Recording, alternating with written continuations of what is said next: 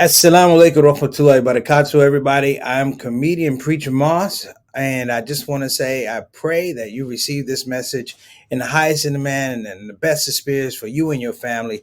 This is today's Friday reminder. I was 8, 9 years old. I was thinking I was a hot shot, kind of a hot dog. It was Thanksgiving, and I was really, really pining to have a big audience. It was Thanksgiving. And where I found the audience was the biggest was as the prayer for Thanksgiving, the Thanksgiving dinner prayer. And so I kind of talked my grandmother, I begged her, I harassed her into letting me give my little prayer because my Aunt May would actually do the prayers. They were really long and extensive. She would thank everything. Lord, we want to thank you for the birds that have feathers. Lord, we want to thank you for the air that they fly in. Lord, we want to thank you for the fish that have water. Lord, we want to thank you for, it was on and on and on. My grandmother said, after your Aunt May finishes, you can make your prayer. Of course, I'm rehearsing the prayer. So my aunt goes through her litany of who she's thanking. And there it is, my time. My grandmother tapped my shoulders to go ahead and tell him. And I had all this time to be creative and how I could think about all the good things and why we should give thanks. And the words that came out of my mouth for this prayer were, good bread, good meat, good Lord, let's eat. Immediately thereafter, I heard the sound of gunfire and it went black. When I opened my eyes, my family was looking at me, and I realized that it was not gunfire.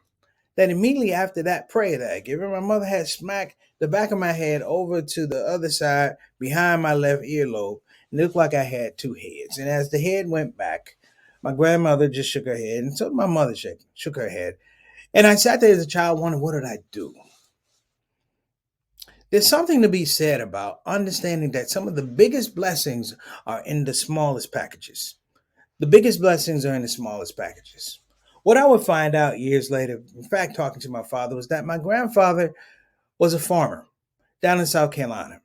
And to feed his family, he stole away from South Carolina. This is in the 20s and the 30s. He stole away from South Carolina for a better life for his family.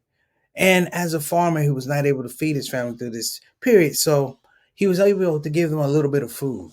And a little bit of food was the nourishment that they meant, that they needed, and even more importantly, that they respected. So my grandmother told me, you should never make jokes about food. She said, the Lord creates a harvest. And if you're lucky, you're blessed enough to harvest that crop, not necessarily eat it. So my point to everyone is, think about this, that the biggest blessings are sometimes the smallest things. So when you have food, a big portion of food, chew slowly. Because chewing slowly, you get appreciation not just for the food, but also for the hands that touch the food. The blessings of the water, the blessings of the sun that gave that food rise and taste and flavor and things like that. And I'm only saying that because also I don't want you to get smacked in the back of your head. I want everyone to know that we're very blessed to be in this position. And I pray that Allah blesses us always to understand the mentality of the farmer who plants things with not the certainty of being able to see them grow. The farmer who plants things who doesn't know where the food is going to be. That the goodness for his actions and his investments affects so many different communities.